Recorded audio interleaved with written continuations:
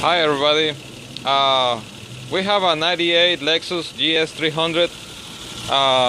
This car came in from a car lot as a no start, and it was doing all kinds of weird stuff, like it was losing a spark, cranking over, no start. So we traced it down to a bad crankshaft sprocket gear, which comes with the reluctor wheel for the crank position sensor, and it was missing a teeth, and the way we found it, it was with the scope.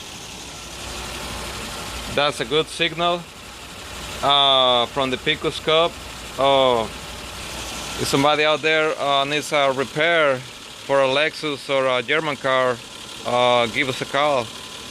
We are in Dallas downtown, 214-207-2619. Like I said, this is a 98 Lexus, and it's been all over the town because they couldn't figure out the no start. So give us a call, 214-207-2619. Thanks.